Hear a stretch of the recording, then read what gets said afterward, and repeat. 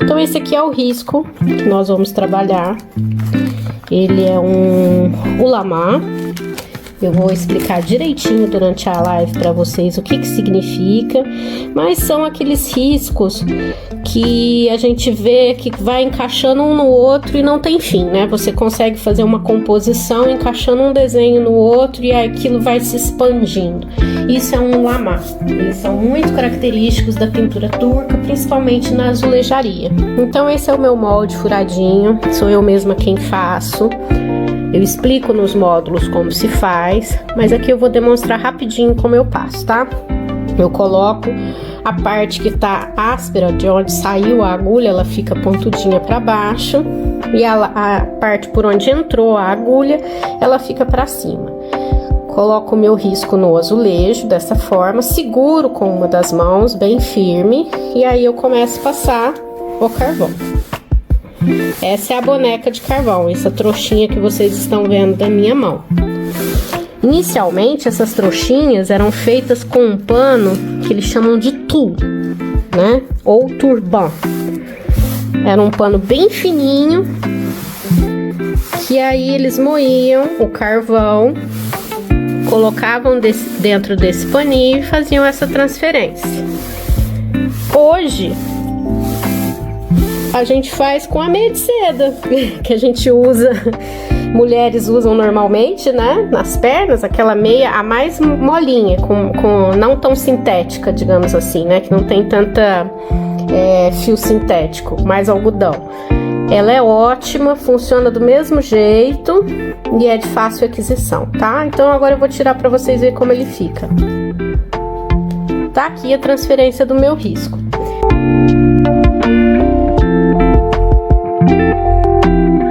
Em algumas partes ele tá mais escuro, como aqui no centro, carregou mais de carvão. Esse excesso de carvão eu vou retirar agora soprando. Tá vendo como a mão fica suja? Vocês podem usar luvas, é claro, descartar.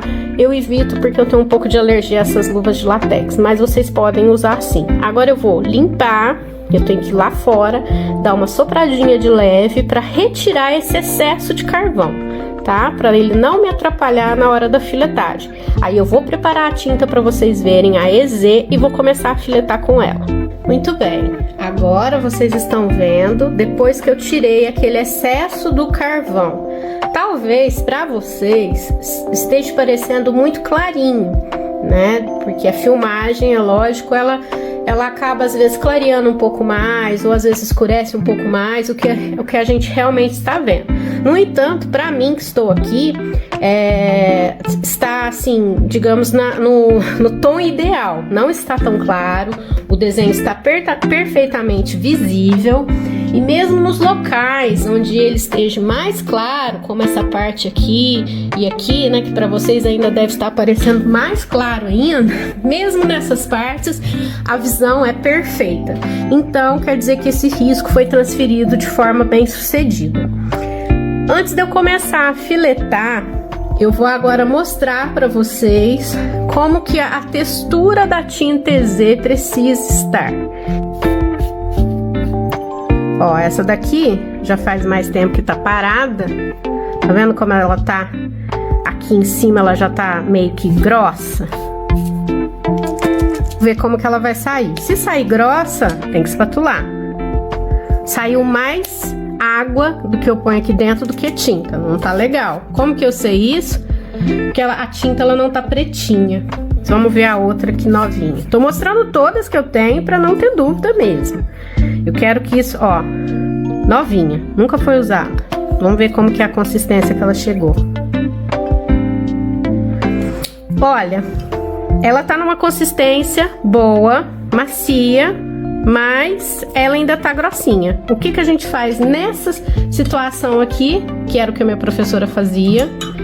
Põe um pouquinho de água com o pincel, ó, já deu, tá vendo? Aqui, ó, fluindo, ó. Como que a gente faz? Passou o pincel, fluiu. Ela sempre fazia, gente, fazer um teste nas costas pra ver como que o pincel tava deslizando, certo? Aí, ó. todas essa aqui é a novinha. Eu gosto particularmente muito dessa marca, porque normalmente eles são bem consistentes. A tinta vem de um jeito legal, né? Não tem muita oscilação. A tinta não pode ser arenosa, gente. Entendeu? Eu experimentei algumas tintas no Brasil que elas são arenosas. Muito, parece assim, sabe? Que ela tem um, sei lá o que tem na tinta, que parece uma areinha. Não é legal pra filetar com essas tintas, tá? Então, o ideal é que ela seja nessa consistência aqui. Eu vou mostrar a minha filetagem pra vocês com a tinta, certo?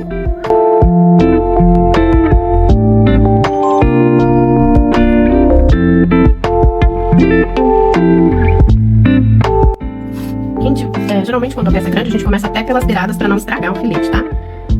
Como eu tenho aonde apoiar o meu dedinho aqui, eu não tô fazendo isso, mas o ideal, a coisa mais esperta a ser feita é isso.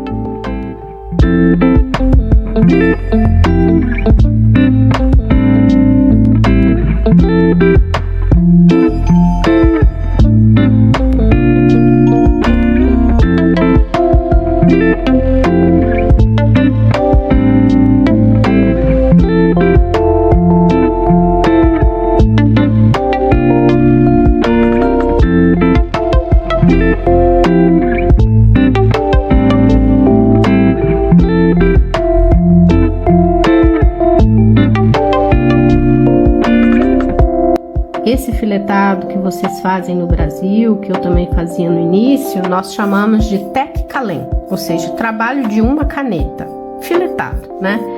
Por que eles chamam assim? Porque ele é um contorno. Então, existe isso também. Quando nós estamos iniciando nossos estudos, muitos alunos, é lógico, fazem esse. Porque, né, requer tempo para conseguir ir melhorando. Então, o tec-calem, ele existe aqui também.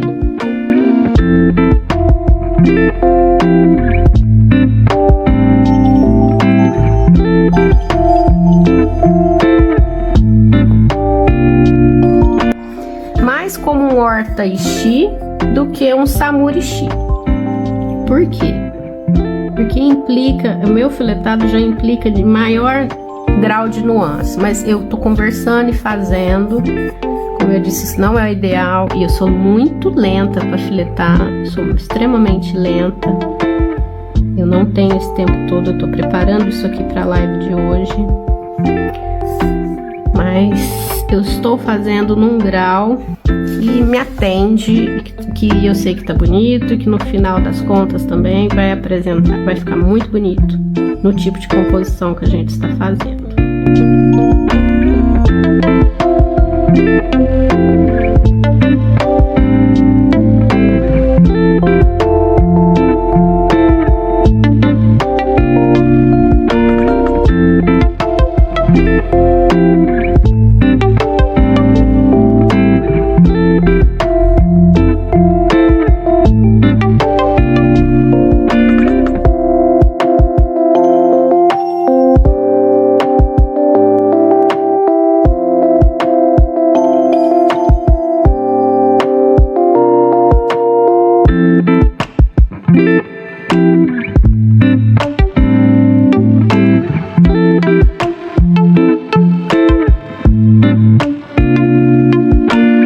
Tem uma aluna muito querida, muito esperta, muito dedicada, que ela deu até uma dica muito legal que eu já tinha até esquecido, que você pode molhar a peça atrás para o biscoito ficar mais fácil de deslizar o filetado.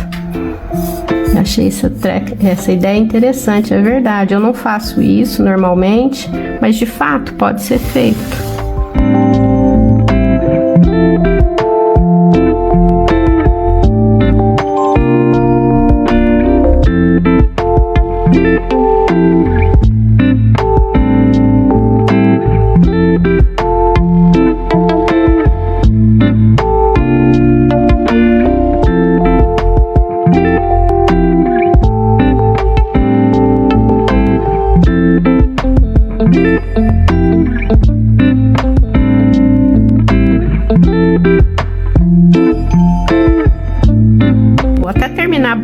parte dele aqui e deixar somente o que eu vou fazer na live para não ter dúvida que foram feitas com essas tintas aqui.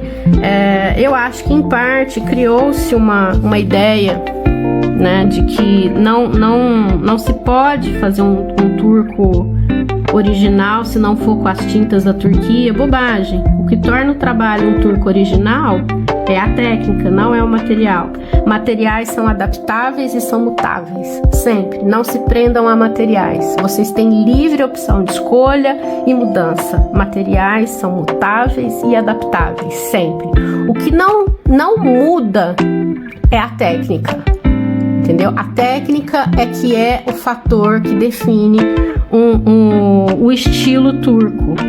Como que eu provo isso? Minha professora turca, minha mestra turca, ela pinta italiano, ela pinta chinês, técnicas chinesas de cerâmica, ela pinta italianos, ela pinta marroquinos e ela pinta tudo com as tintas turcas. Ela não compra tinta importada, ela usa tudo as tintas turcas. Aí eu te pergunto, ela tá pintando um turco ou ela tá pintando um italiano? Entendeu? Ela está pintando naquele momento em italiano, ela está usando as tintas turcas, mas pintando na técnica italiana, tal qual o curso dela lá na Itália, o cara ensinou, entendeu? Ela espatula o que tem que espatular, enfim, ela pega e faz tudo o que tem que fazer dentro do processo de pintura italiana, mas ela usa os pigmentos, os corantes, as tintas turcas. Então, ou seja, o que define a técnica e o estilo não é o material, né? Isso precisa estar bem claro para vocês. Vocês são livres para escolher o que querem fazer. O professor, lógico, ele não é, né? Quem ensina não é livre para fazer isso. A gente precisa se manter íntegro ao processo, senão ele se perde. Mas quem aprende, a pessoa tem essa liberdade. Vocês podem falar assim, o meu propósito é conhecer, ter um gostinho da pintura turca, mas eu quero continuar dando as minhas pinceladas, que eu acho mais fácil. Ótimo, você tem isso como definido, como seu propósito, e não tem nada de errado nisso. Você vai produzir coisas lindas, maravilhosas, e ainda vai saber um pouco da cultura turca, como que se faz, não tem nada de errado, entendeu? Mas se você tem como propósito pintar a pintura turca tal qual eles pintam, aí você vai ter que pagar o preço pelo processo, que é aprender, dar um tempinho, adaptar sua mão, seus materiais, sua forma de entender a arte, que é gostoso também. Então, nessa live, eu espero que eu tenha conseguido passar isso. Eu vou contar um pouquinho mais da simbologia do Ulamá. Eu escolhi essa simbologia até um pouco referente ao tema que a gente vai tratar na live, e uma continuação também do que a gente escolheu na primeira. E eu espero que vocês gostem bastante e que seja muito produtivo, tá? A gente se encontra na live, então. Olá, tudo bem? Entrei um pouquinho mais cedo hoje e eu não gostaria que essa live se estendesse muito para atrapalhar as pessoas. Então eu vou tentar ser o mais pontual e rápida possível. Que na última live eu falei demais, não queria me delongar muito nessa aqui para ficar cansativo. Mas o que me pediram na última live, que eu achei que foi muito pertinente, é que eu pintasse com os corantes que vocês possuem aí, né? Porque normalmente eu uso as tintas aqui da Turquia, porque óbvio, eu tô aqui, né, gente? Pra gente que tá aqui é fácil, é a tinta nacional, ela é mais barata. Então, o corante que eu tenho aqui, que eu disponho aqui para comprar, seria o da Danca. Quem é minha aluna, quem participou do workshop, sabe que eu falo, repito e insisto, não precisa ser o corante da Danca. É que eu aqui só tenho esse corante. Mas aí no Brasil, vocês têm inúmeras possibilidades. Eu, inclusive, em São Paulo, no workshop de São Paulo, as meninas fizeram, a Lia de lá, né, do ateliê lá do Sírio, do Esporte Clube Sírio, ela foi muito, assim, antenada, levou vários tipos de corante para a gente fazer um teste depois do workshop, finalizando, mostrando como seria o funcionamento, se seria igual, tudo. Então a gente filetou com as tintas, pintou um pouquinho e eu fui testando e falando, na minha opinião, aqueles que eu gostava, né? E eu até citei depois, cito nas minhas aulas, as meninas sabem, citei na outra live, houveram aqueles corantes que eu achei mais interessantes pela cor. Tenho alunas aqui que já trabalham com ele, já tinham me falado, igual a Lili, não sei se a Lili tá aqui, se a Vivi também tá aqui, mas era um corante da Triarte, eu gostei muito, experimentei. E é o que eu falo, aí vocês têm inúmeras possibilidades. Então hoje a live eu vou fazer com as tintas EZ, mas lembrem-se, pode ser qualquer tinta corante. Eu até acho que é interessante a gente incentivar a indústria nacional, né, gente? Eu sou muito a favor disso, né? Aprendam a técnica, a forma correta de se pintar. Materiais são mutáveis e adaptáveis. Se você souber pintar corretamente, você usa o material que você achar melhor e que gostar mais. Então, essa é a dica que eu dou para vocês. Eu vou fazer aqui com o que eu disponho, mas vocês podem fazer aí com o corante que vocês acharem melhor, que vocês gostarem mais e que já estiverem acostumados a trabalhar, tá? Eu escolhi uma composição que se chama Ulamá. Ulamá são composições infinitas. O que quer dizer isso? São desenhos que você encaixa um no outro, né? Vai encaixando, e aquela forma ela se repete infinitamente. Isso é um Ulamá. A gente vai fazer exatamente aquele que vocês viram no post, né? Que eu fiz de chamada para essa live. Por que eu escolhi o Ulamá? Na nossa a primeira live eu falei da árvore da vida, que ela representava a família, né, de tudo aquilo que estava envolvido, que eram as questões de tradição e quando que o turco usa isso. Por que eu escolhi essa composição em si, esse desenho que vocês viram no post? Porque ele envolve um lamá diferente. Quando a gente coloca isso numa casa, esse desenho que ele tem nuvens, tem aquela flor no centro, né? Ele tá evocando poderes de proteção, que tem a ver com um renascimento espiritual, que a pessoa deseja para fechar, proteger o próprio lar. Então eu achei que casava bem com a nossa árvore da vida, com o tema da árvore da vida. Achei que complementava certinho esse nosso assunto para a gente continuar, né, reforçando, e vamos trabalhar o mesmo tipo de pincelada, ou seja, trabalhar preenchimentos. Então eu vou começar agora a mostrar, como eu disse, eu tô um pouquinho hoje aflita, que eu não quero me estender muito para atrapalhar vocês, então eu já vou começar a... Pronto. Então aqui, ó, o que eu tô mostrando para vocês é aquele mesmo desenho do post, certo? Aqui vocês estão vendo nuvens, aqui é um pedaço dessa flor aqui, né? E quando eu colocar as outras partes de azulejo aqui, esse desenho vai se repetir. Vou pegar o azulejo que eu já pintei para vocês verem pronto e encaixar nesse aqui antes de eu começar a filetar, para vocês entenderem o que significa uma composição infinita, um ulamá. Esse aqui é o azulejo pronto, tá? Que eu gravei, vai que não dava certo a internet, enfim, né? Olha, vocês estão vendo aqui? Que na hora que a gente encaixa, ó, essa flor aqui, que ela é a central, ela tá aqui. Aí eu colocando o outro azulejo aqui e o outro azulejo aqui, de novo eu tenho esse centro e repete todo o padrão. Isso vai se estender infinitamente. Então percebem que quando eu junto as duas placas, elas se repetem, né? Aqui é onde eu vou filetar, vocês vão ver eu filetar. E isso... a gente continua essa forma infinitamente.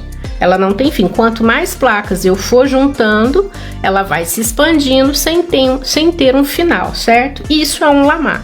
Existem vários tipos de ulamá. Existe o ulamá totalmente simétrico, que é o caso desse aqui, parcialmente simétrico, e existem os ulamás que não são simétricos. Nós vamos fazendo um simétrico, que é o básico, para a gente começar a entender o ulamá, certo? Aqui eu já fiz a filetagem dele na tinta EZ. Deixei essa parte aqui para eu fazer agora, para vocês verem, tá? O importante notar aqui vai ser a consistência da tinta para conseguir fazer o filetado certinho. Aqui, ó, é o EZ 012, certo? Conseguem ver? Mas lembrem-se, vocês podem usar qualquer tinta corante, né? Pode ser as tintas da Triarte, que eu recomendo, gostei bastante, entendeu? Escolham a tinta da preferência de vocês.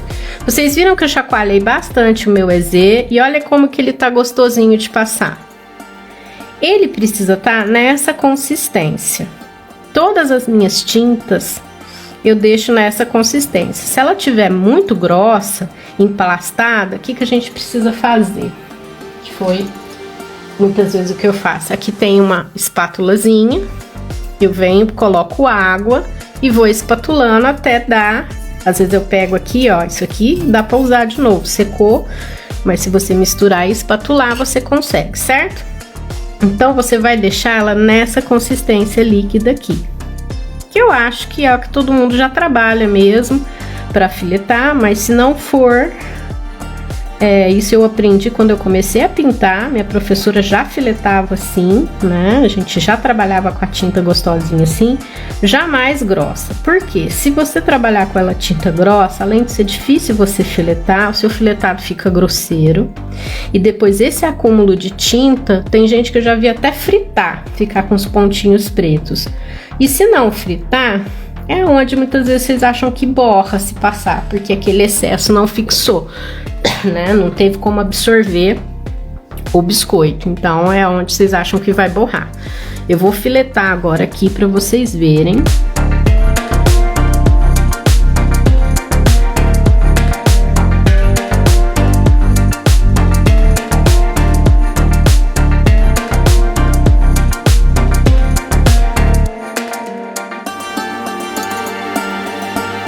Quando que os turcos usam o ulamá? Vocês vão ver muito, por exemplo, para preencher grandes, por exemplo, mesquitas, palácios, preenche-se vários locais extensos com esse tipo de motivo, né? Por quê?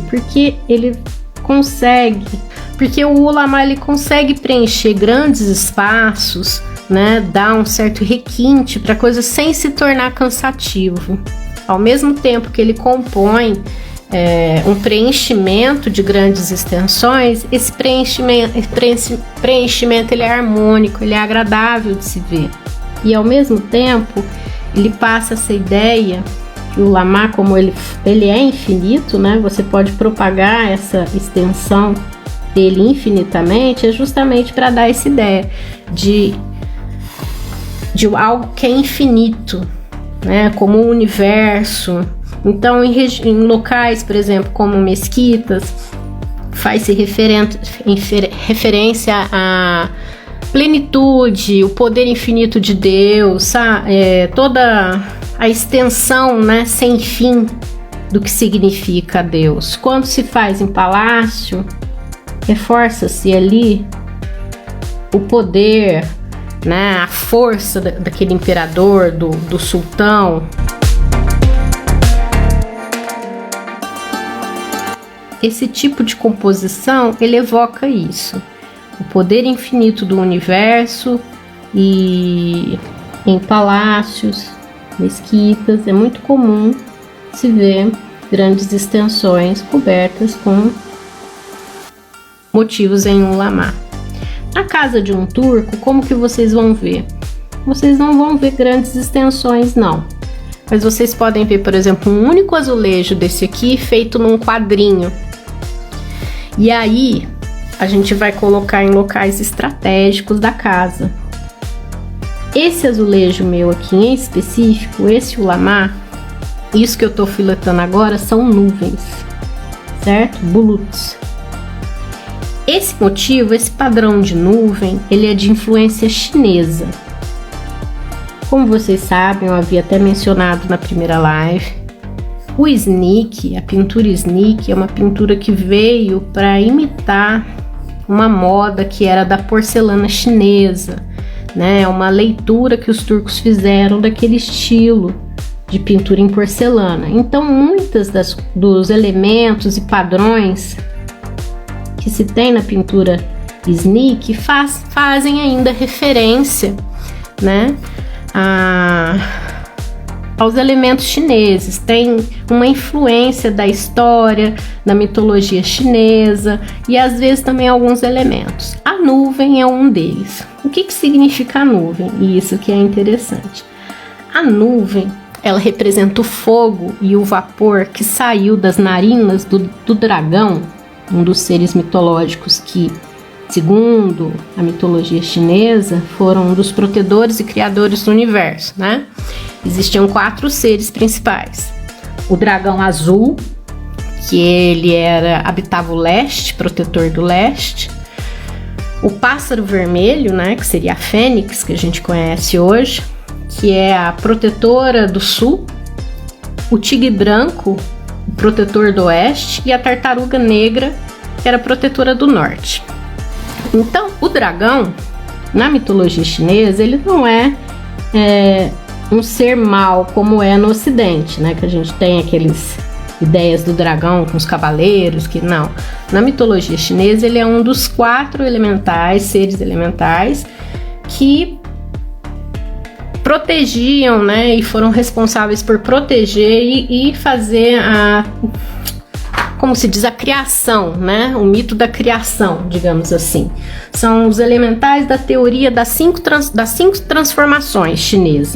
É uma história bem complexa, antiga, mas ela é muito interessante, porque então esses 4 seres que tomam conta dos 4 pontos cardeais, eles são importantes na manutenção e equilíbrio desse nosso universo, certo? As nuvens representam o fogo e o vapor que saiu da narina do dragão quando ele teve um combate com a criatura Simurgui, né? Então, o que aqui está dizendo? Essas nuvens que relembram essa luta de proteção do dragão, né? Elas evocam justiça, evocam proteção. Tudo que está ligado à justiça, proteção, benevolência, fartura, é de associação com essas nuvens. Então, quando você coloca isso numa casa, na entrada de uma casa, você vai colocar isso voltado para que lado? Para o leste. Por quê? Porque o dragão é o protetor do leste, né? Aonde que está o leste? O leste é o local que o sol nasce, não é isso? Eu sempre confundo leste e oeste, mas até onde eu me recordo é isso, leste, o sol nasce. E a gente coloca ele voltado para esse lado, esse quadrinho, porque nós estamos pedindo então proteção de do ser elemental. Aí vocês falam, nossa, mas eles não são muçulmanos, eles são assim, como se diz, acreditam nessas coisas? Não, é coisa de folclore antigo.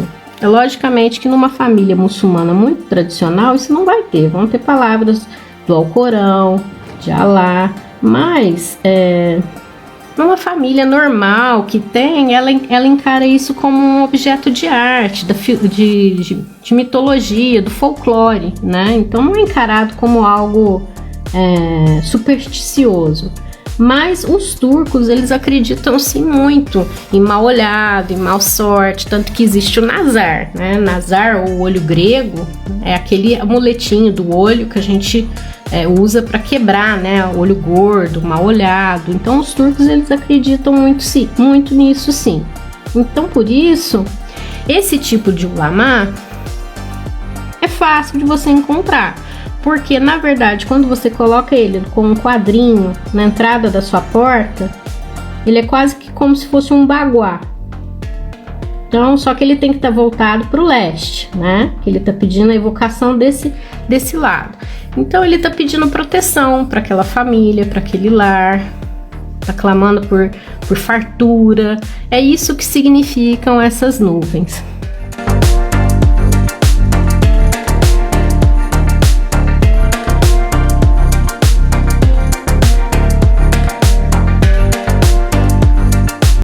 Já que as nuvens elas representam o dragão, e o nome qual que era? O dragão azul do leste, não é? Então, como que a gente pinta normalmente esse tipo de ulamá? Em tons azuis. Por quê? Porque a gente está relembrando o dragão. Então, o que a gente mostra com isso, né? É uma estilização que foi inspirada no folclore chinês há muito tempo. Hoje é um país muçulmano, né? Então, mas as pessoas ainda guardam, relembram um pouco da história deles. E essas questões de cor, de onde usar, tudo isso é uma forma de se manter vivo, uma tradição antiga, né? Cultural, que mesmo que as pessoas não acreditem que seja real, que existam dragões nem nada, isso ainda vai fazer parte da história cultural daquele país, da mitologia, do que passou, né? Então, as pessoas mantêm isso vivo. Como eu disse, se as famílias são uma família muçulmana muito tradicional, você não vai ver isso, lógico, mas nem todo mundo é tão tradicional, né? Igual aí no Brasil, a gente tem os católicos mais fervorosos e tem aqueles que são tranquilos, né? Mas assim, conseguem ter a fé sem ser tão rígidos, né?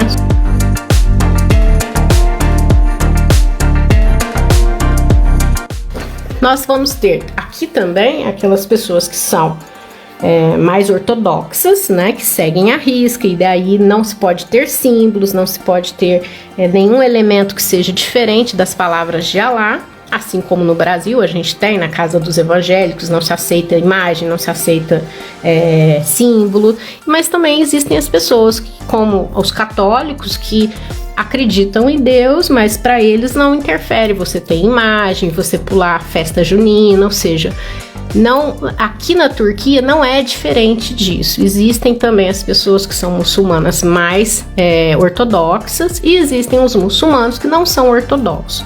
Nas casas muçulmanas não ortodoxas, você encontra o olho turco, o nazar, você encontra o lamá de proteção, você encontra quadros diferentes que contam dessa história, né, tradicional, mitológica, do folclore turco antigo, e não é encarado isso de uma forma negativa.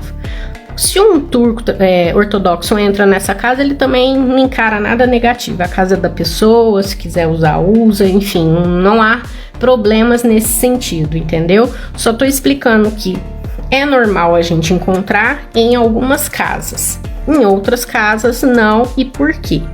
Então, a cor que a gente usa para pintar nuvens sempre vai estar relacionada com o quê? Com o azul. Por quê? Porque a nuvem é a representação do dragão, do fogo e do vapor que sai da narina do dragão. Até a forma dela lembra, essa nuvem aqui lembra um pouco o corpo de uma serpentezinha, que seria o dragão, né? Vocês notem que ela é sinuosa. Então, nós usamos esses tons de azul porque faz referência ao dragão azul da mitologia chinesa, né? Podemos usar também o tom turquesa. Então, é azul ou o tom turquesa, mas preferencialmente o tom azul. O azul, como eu disse, ele simboliza o quê? Tradição, segurança, lealdade. Isso são características de quem? Do dragão. Entendeu? Era um dos seres nobres, e essas são as características do dragão.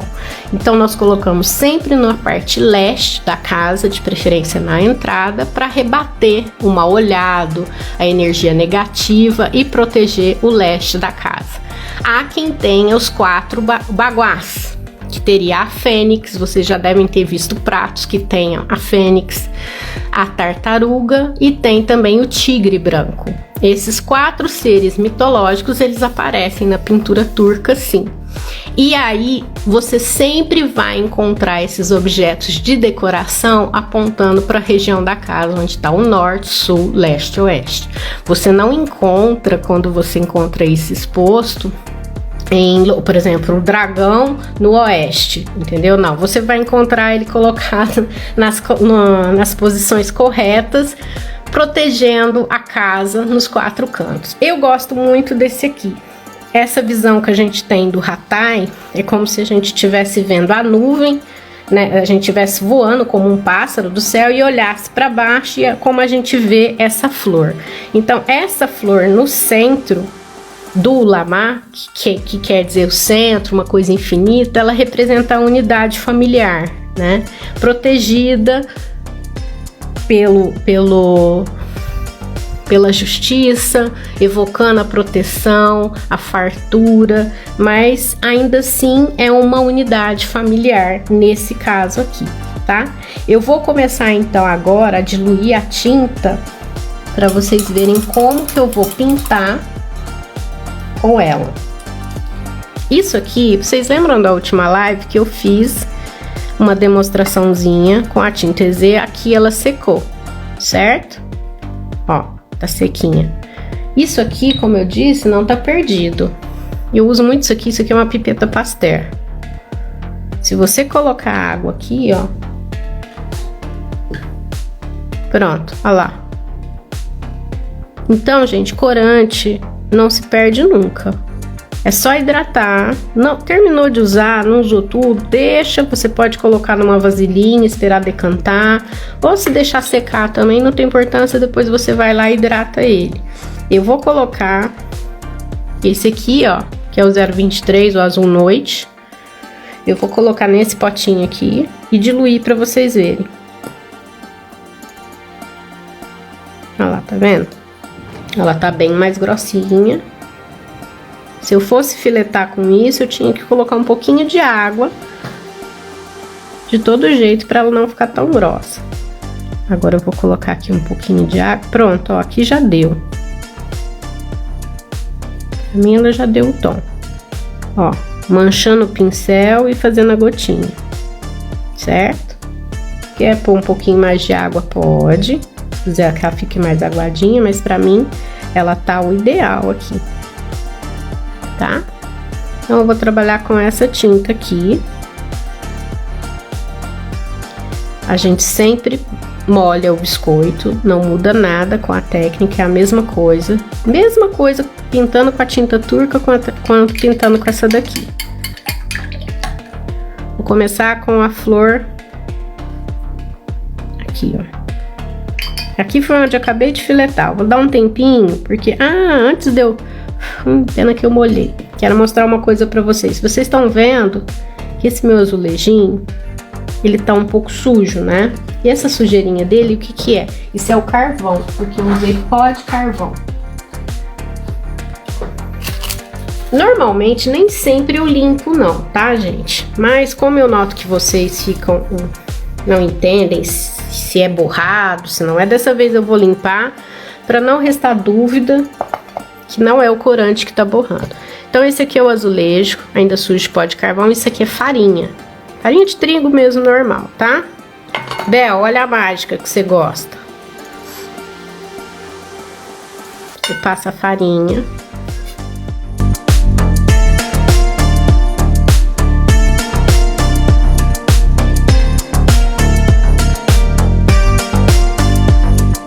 Aqui, aquela hora que eu tava pintando, tava assim, né?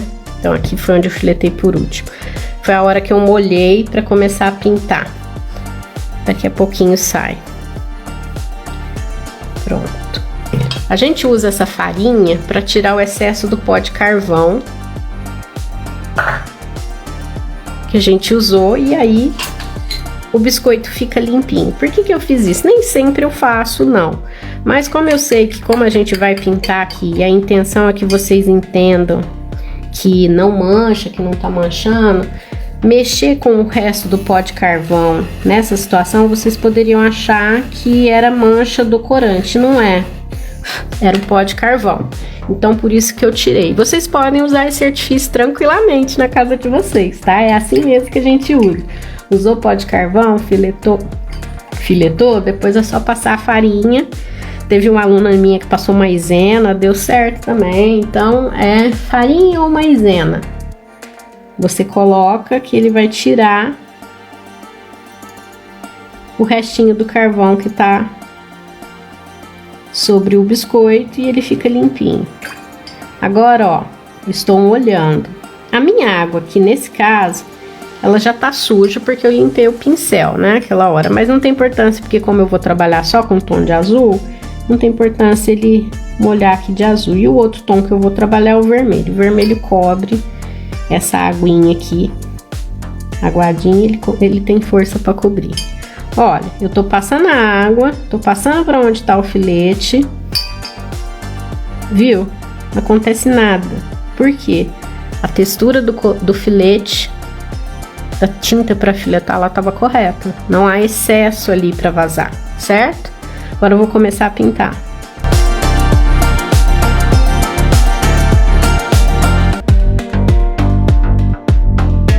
Até aqui, gente, vocês estão vendo? É a mesma coisa que a gente pintou a árvore da vida. Mesmíssima coisa, só que com as outras tintas, que não é a tinta turca, mas vocês viram? A técnica é a mesma, não muda nada.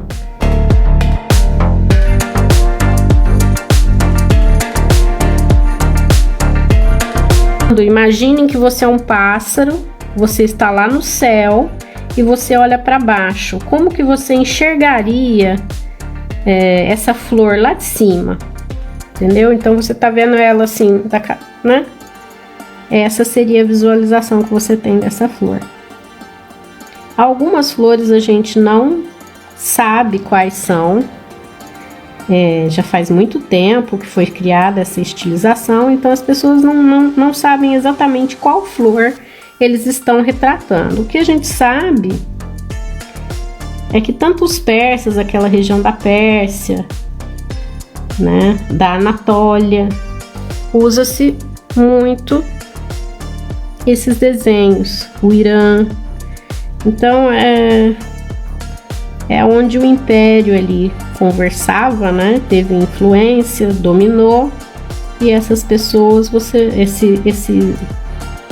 essas culturas também partilham dessa estilização de desenho. Então, provavelmente é alguma flor que existia naquelas planícies, que ainda deve existir ainda, né?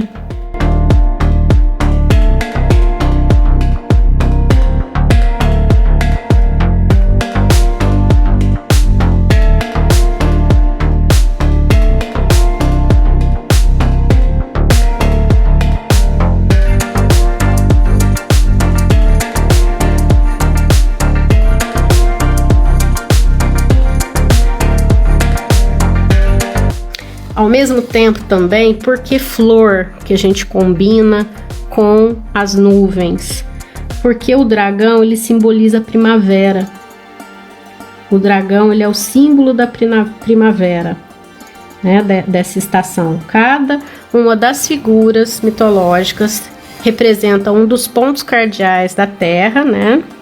E cada uma delas evoca uma estação. O dragão evoca a primavera. Então, as figuras que nós comumente misturamos junto com nuvens, bluts, são flores.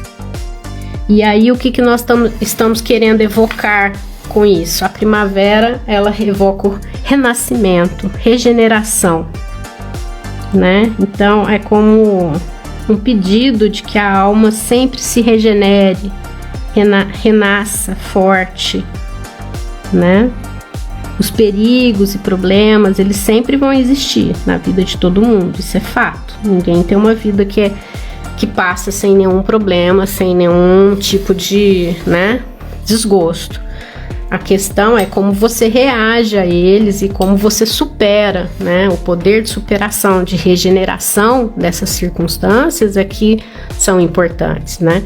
Então, o Lamá, ele evoca isso, né? Essa regeneração, força e proteção contra todas essas energias negativas e ruins. Deve ser colocado sempre no lado leste da casa.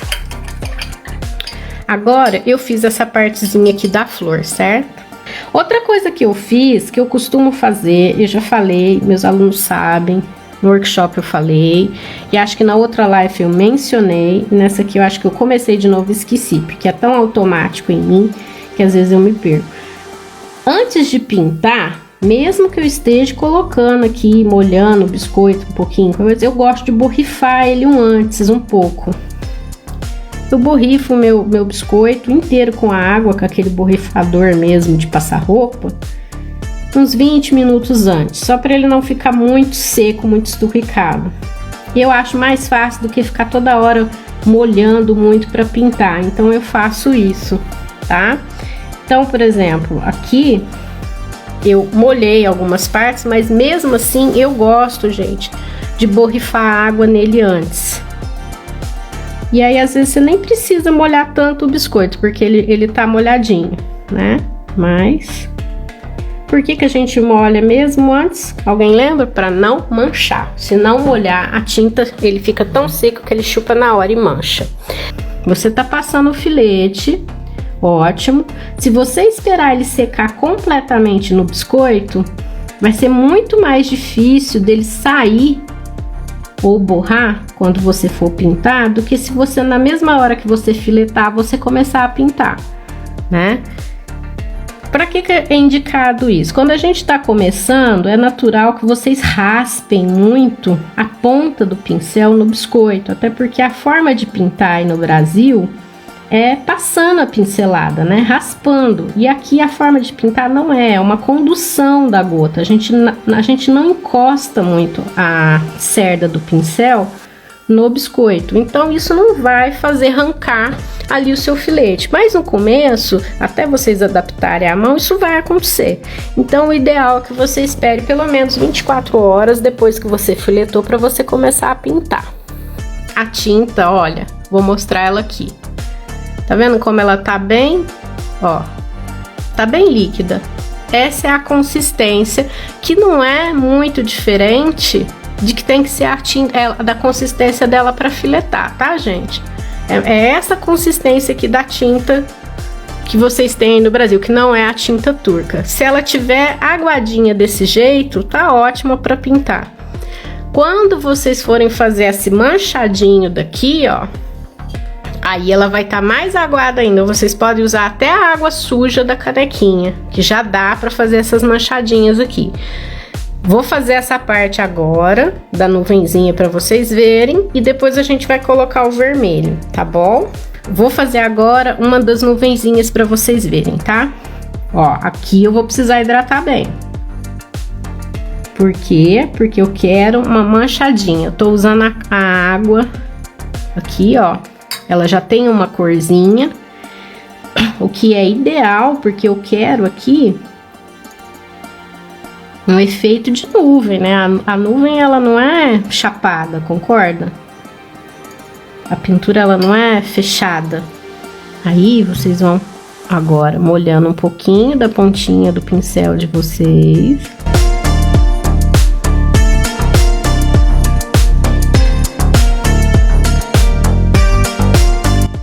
Não coloquem tudo igual, porque senão perde. Aqui vocês podem até esfregar um pouquinho o pincel. Quando que a gente esfrega o pincel? Quando vocês querem dar esse efeito esfumadinho de manchinha, vocês podem esfregar o pincelzinho de vocês, ou de indique, ou de ponta ovalada. Porque daí eu tô realmente carregando, eu quero carregar esse corante para onde eu tenho mais interesse, né, e limpar outras regiões. Então, aí a gente esfrega o pincel, porque a tinta, ela não tem nada que fixe ela, só de você encostar ela vai levar. Por isso que eu falei, isso aqui não é um trabalho propriamente de nuance turca. Nuance turca não é assim que a gente faz, é diferente. Isso aqui é um outro tipo de trabalho que a gente faz, mas aqui nessa nuvenzinha é assim que a gente vai pintar.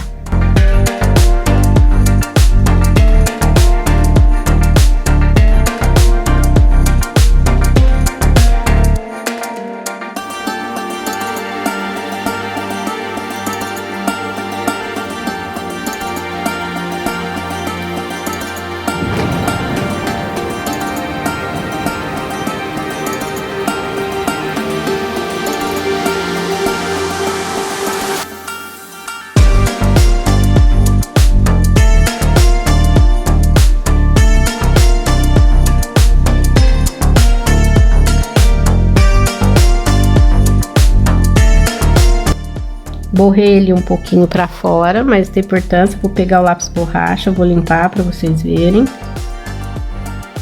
O mais importante que eu quero mostrar aqui, que eu quero que acabe de vez com essa história, que vocês pensem que se não for tinta turca, borra. Não tem como fazer. Gente, não existe isso. Não é. Entendeu? Não pode fazer, olha lá. Entendeu? Aqui, esfreguei, mexi. E tá ali o filetado, certo? Agora eu vou, ó, onde saiu pra aqui.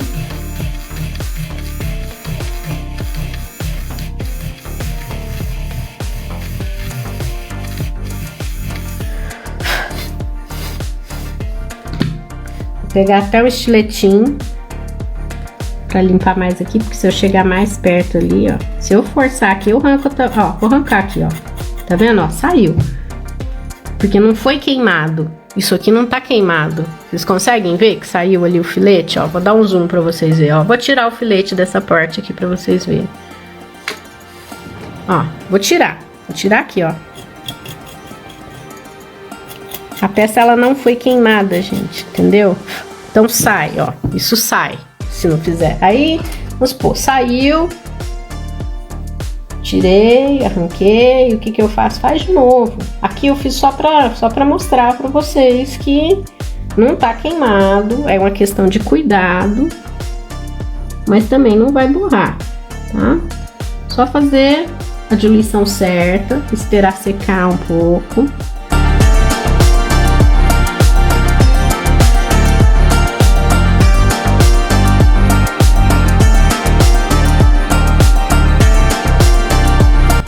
Eu acho que essa aqui é a parte que gera sempre maior dúvida de vocês. Então eu vou abrir para os comentários de novo, porque depois disso, gente, o que eu tenho para fazer é preencher o vermelho, que é simples demais, né?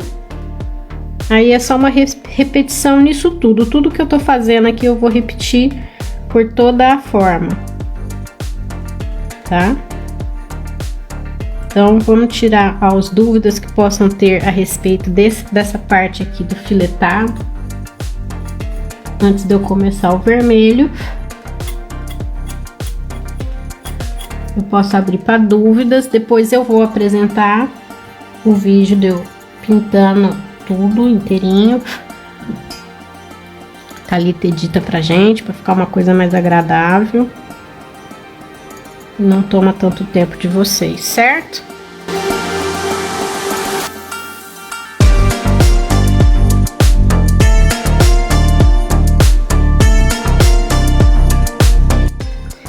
Eu vou preencher todas essas formas de nuvem dessa forma.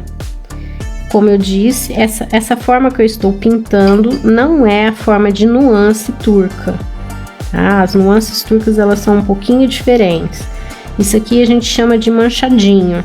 É quando a gente quer dar esse caráter mais manchadinho mesmo na pintura. Quais são as cores que normalmente a gente usa isso? O azul e o turquesa, de um modo geral. Pode usar com outras cores? Pode, mas não é muito comum a gente ver, não. Mas com o azul e com o turquesa é bastante comum. Por quê?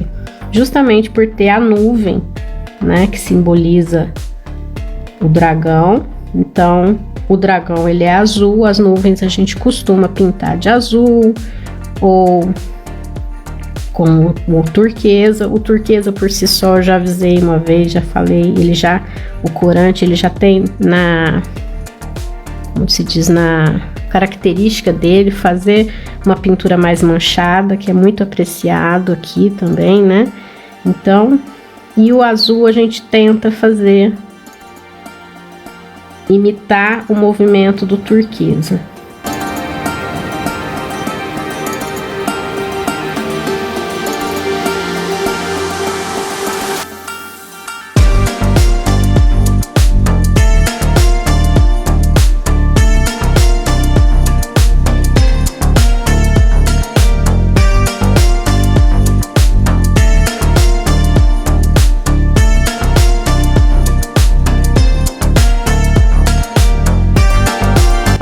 Trazer aqui depois de seco, notem como que fica, Vocês estão vendo que em algumas partes ela fica mais escurinha, ó.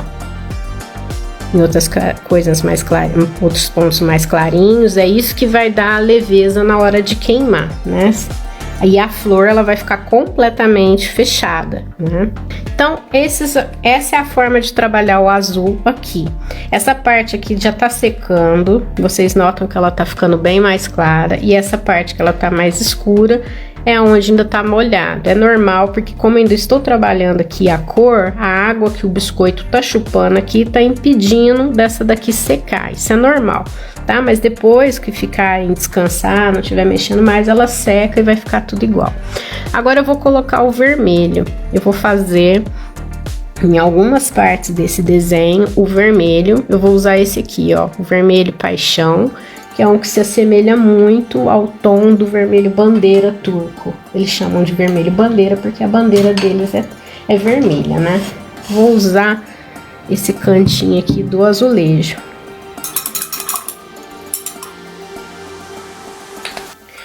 O vermelho a gente não dilui, mas é óbvio que a gente não pode passar ele assim, né? Porque aí ele não vai passar. Ele vai carregar, e esse carregado dele em excesso vai deixar fritar. Então você vem, ó, pegar uma água aqui com um pincel.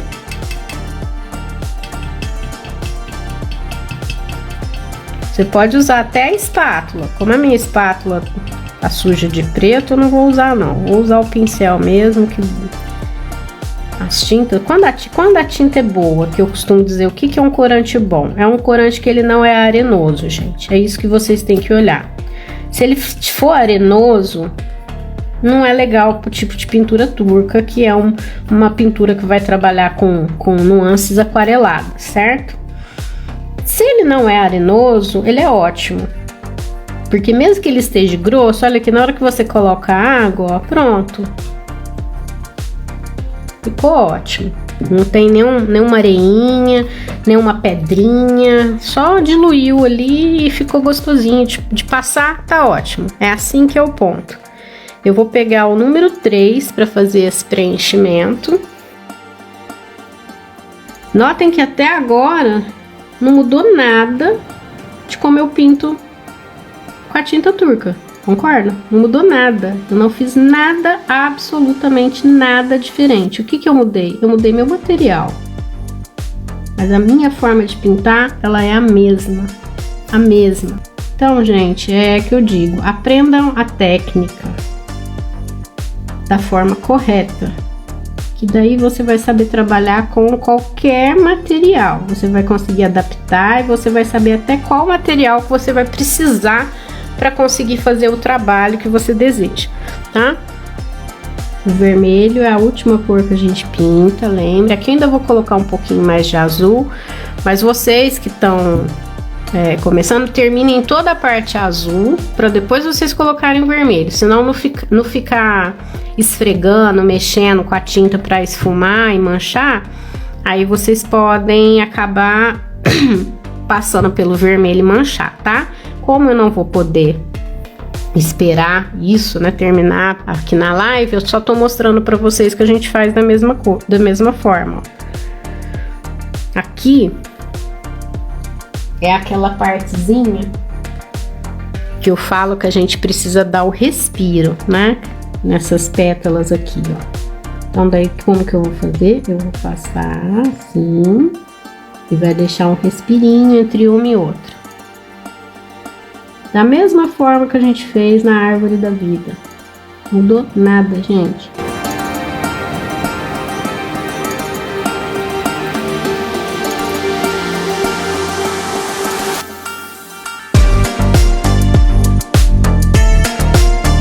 Aqui é o vermelho. O vermelho é a última cor que a gente tem que trabalhar, só que eu tô colocando aqui, porque senão vocês não iam ver eu preencher.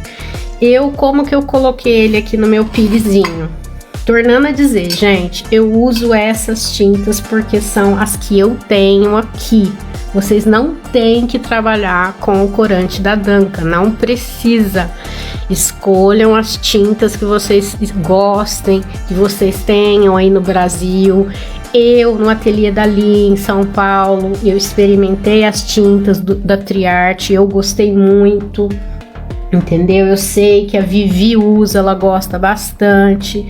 Então, gente, entendam isso. Por que eu pinto com a tinta turca? Porque eu moro na Turquia, é a tinta daqui, e é óbvio, é mais barato que eu ficar comprando tinta importada. Por que eu comprei as tintas Duncan importada pra pintar? Porque aqui não tem outra opção de corante que não seja esse que eu conheço, entendeu? Ou tem tinta turca ou tem a tinta importada que é a deles, né?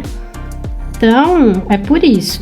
Mas vocês podem ter outra opção de tinta aí, então escolham de acordo com isso, como vocês gostarem mais. Vou fazer um pouquinho aqui do azul, para eu continuar a pintar o vermelho. Lembrando que a intenção é manchadinhos, tá? Aqui a gente fez a técnica do preenchimento com o Dindique. Aqui a gente tá fazendo a técnica que é a manchadinha, né? Isso é uma preparação que a gente começa a fazer para começar a pintar, o aluno começar a entender o que é pintar em nuance, mas isso aqui ainda não é no trabalho de nuance tudo, tá?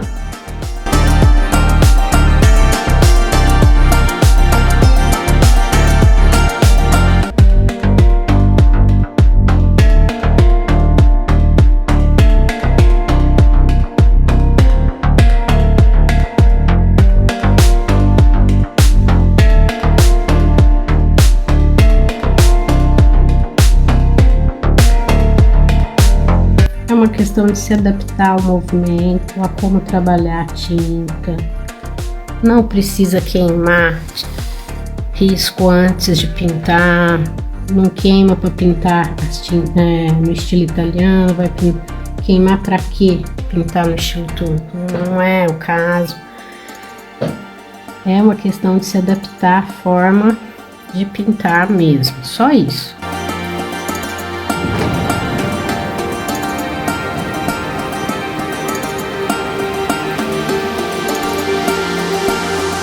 No workshop a gente vai aprender duas técnicas diferentes, assim como nas aulas online. Quem sabe vocês aprendem a técnica de nuance em Sneak e o Kabartman.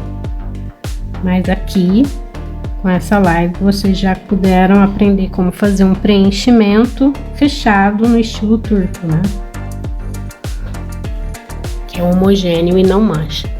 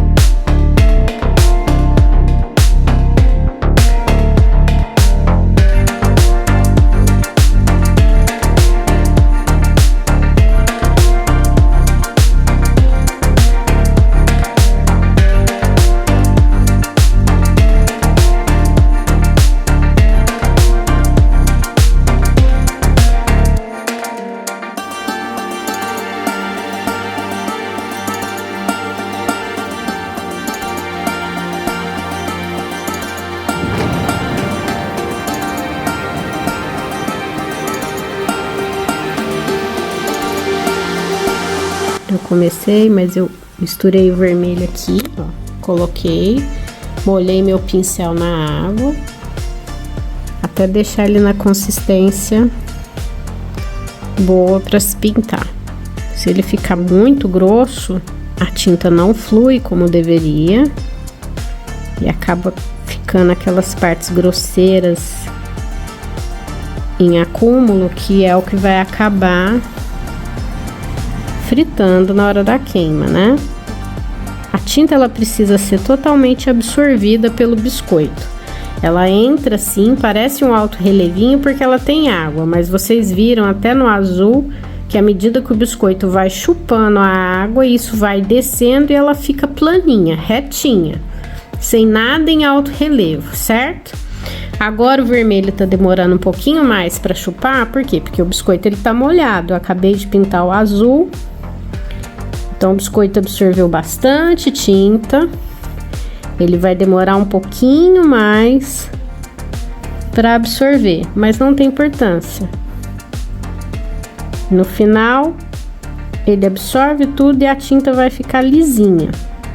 Se ficar alto relevo, é porque vocês exageraram, né? Se ficar aquela tinta grossa para cima em alguma parte, aí vai lá, limpa, porque aquilo lá pode dar defeito, tá?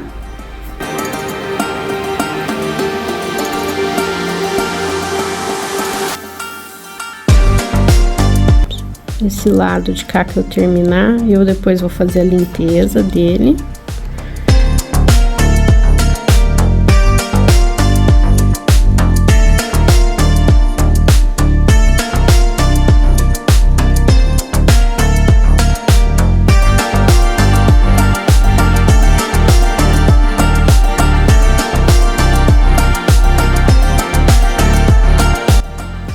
Essa flor aqui do centro, ela vai estar finalizada, estará finalizada.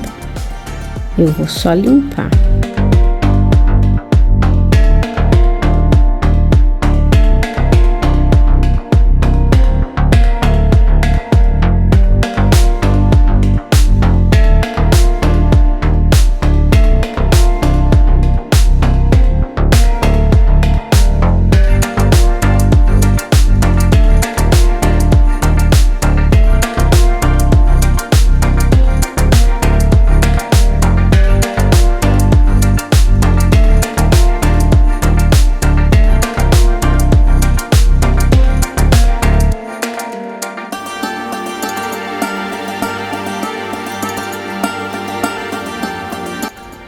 Aqui, vou realizar a limpeza dessa parte aqui que eu já acabei e da flor central, e depois eu retorno para fazer esse cantinho. Finalizando agora a forma. Então, só mais 2 nuvens e o processo se acaba.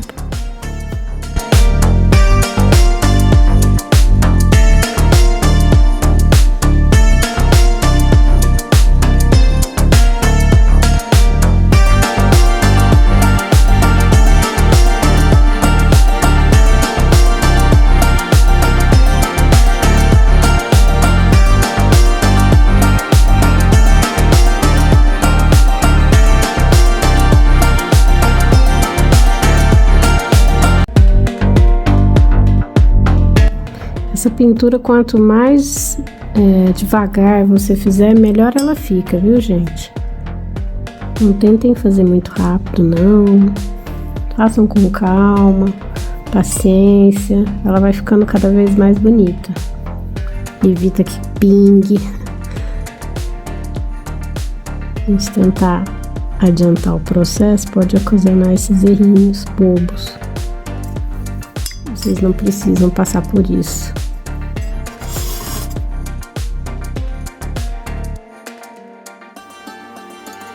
Lembrando que, como são nuvens, eu posso escurecer aonde eu quiser, da forma que eu quiser.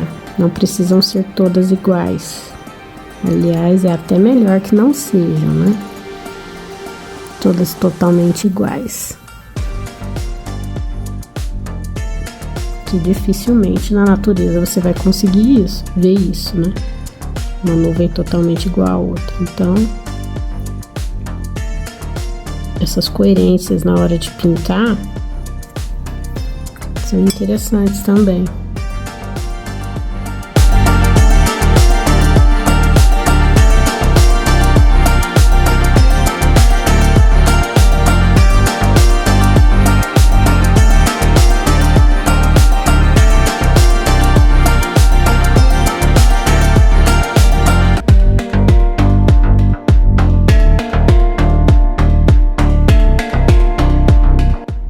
Já me perguntaram várias vezes se poderia passar maiólica antes de pintar.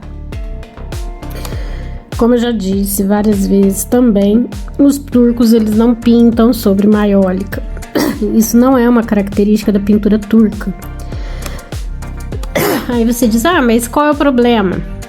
Não é mais, se eu fizer tudo bem? Não estaria tudo bem, pelo seguinte, descaracteriza o processo deles. Por que descaracteriza?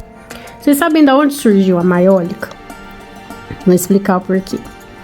Como eu já mencionei nos módulos e às vezes nas lives também, a pintura sneak, a pintura turca, ela se originou da vontade que os turcos tinham de imitar as porcelanas chinesas, certo? Eles queriam fazer aquele tipo de trabalho da porcelana. Começaram a desenvolver a técnica. Primeiro, o que eles fizeram? Eles desenvolveram um biscoito para poder pintar, porque o biscoito deles também não era branquinho. Mas aí ninguém tinha a fórmula da porcelana na época, eles começaram a fazer testes e descobriram uma fórmula que saiu o biscoito Tini, que é esse biscoito turco, que ele é bem branquinho, só que ele não é uma porcelana.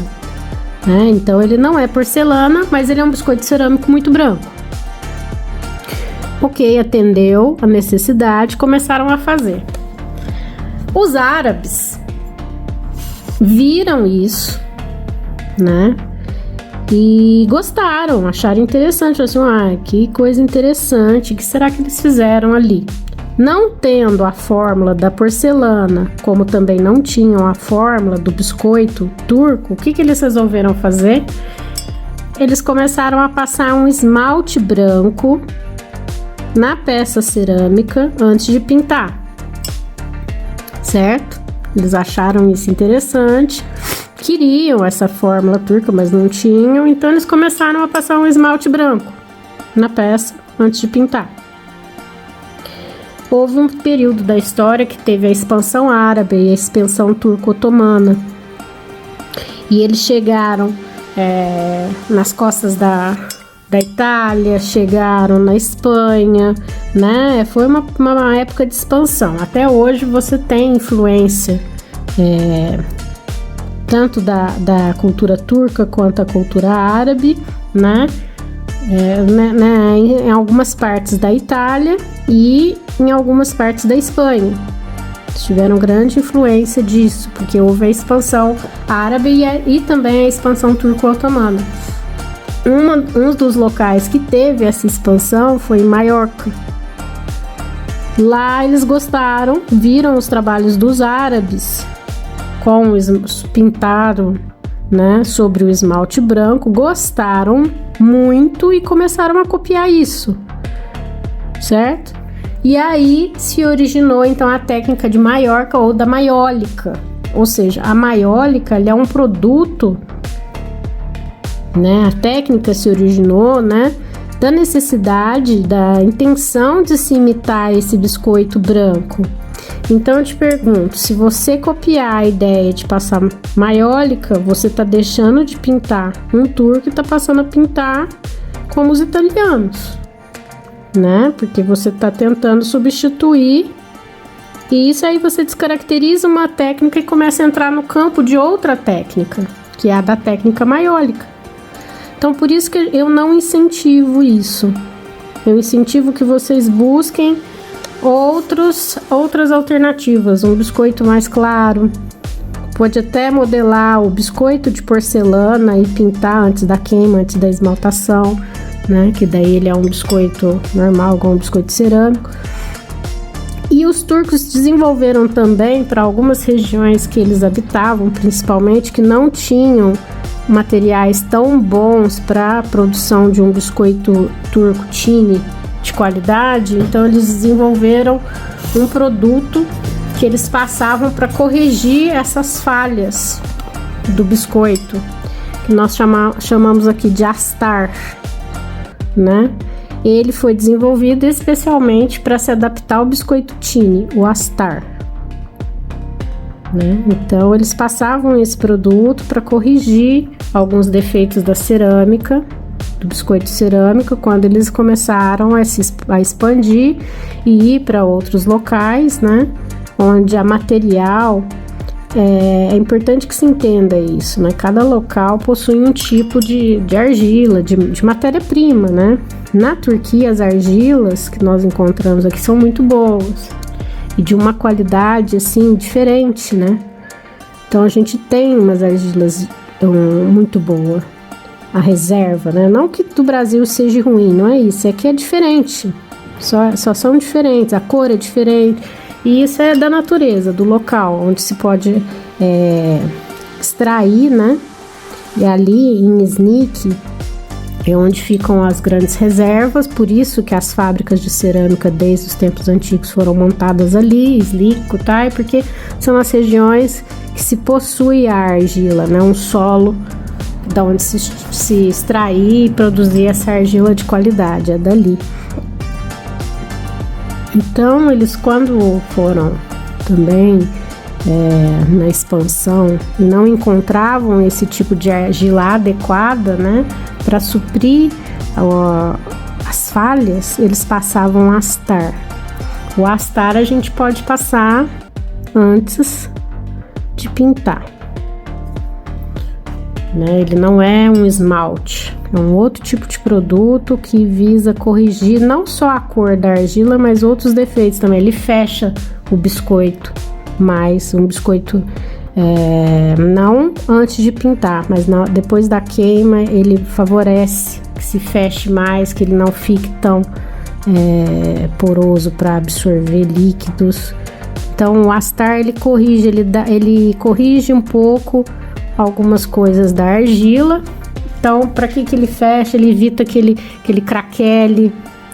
O astar, como eu já mencionei, o astar, os turcos eles não gostam de craquelado, eles entendem isso como defeito. Então, passar astar na peça, né, como antigamente tinha a faiança, ela vai craquelar. Se você tem um biscoito de faiança, ele vai craquelar, não adianta, né? Não importa o que você faça, porque é da característica dela com o tempo craquelar. Então, eles não gostavam disso. O astar, ele corrige isso. Em algum momento, ela vai acabar craquelando, mas não tão facilmente como se não tivesse astar. A durabilidade dela aos anos será maior, sem o craquelado. Então, eles desenvolveram isso. E isso sim a gente pode passar, mas aí também no Brasil não tem astar. Então, a solução para vocês é mesmo encontrar uma argila mais branquinha, se quiser manter o processo fidedigno.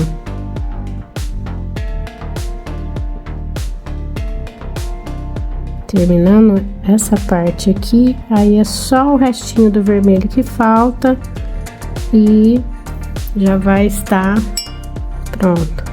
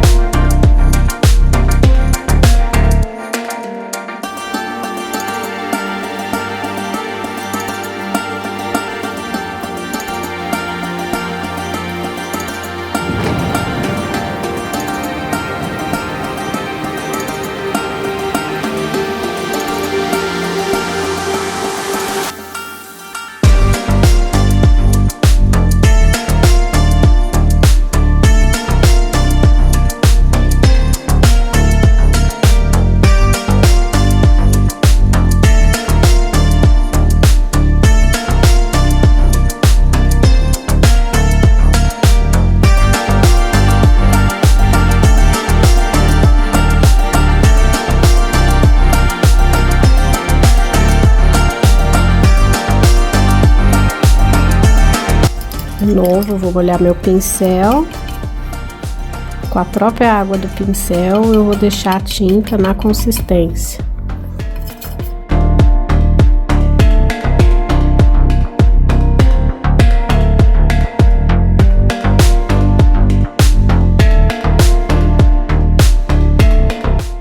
Pronto, aqui já deu.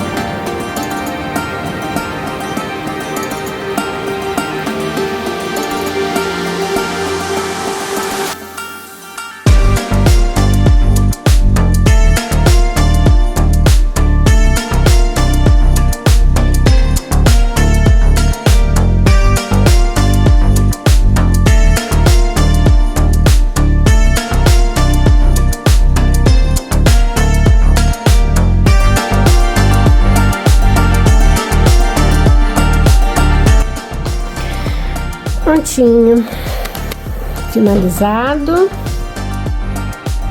Esse aqui é o que a gente acabou de pintar, por isso eles estão mais escuros um pouquinho. Esses aqui também. Ainda vai chupar esse vermelho, que parece que tá em alto relevo, mas não é. É por conta da aguinha, então dá esse brilho, mas você tá vendo que nessa parte aqui ela já até chupou. Aí ela fica lisinha, tá? Olha lá, tá chupando, ó. À medida que o biscoito vai absorvendo, ela vai adentrando no biscoito e isso some. É importante vocês lembrarem disso, tá? Então eu espero que vocês tenham gostado. Agora essa aula ela vai ficar inteira no YouTube para vocês assistirem. Se tiverem alguma dúvida, é só entrar em contato que eu tento responder na medida do possível o que quer que precise de maior esclarecimento, ok? Um abraço a todos e até! Querem perguntar algo? Tem alguma dúvida? Que eu acho que a gente pode encerrar, né, por aqui. Né? Lembrem que o Lamar, a sensação é a ideia da pintura infinita, né? Que ela consiga ser replicada de uma forma infinita.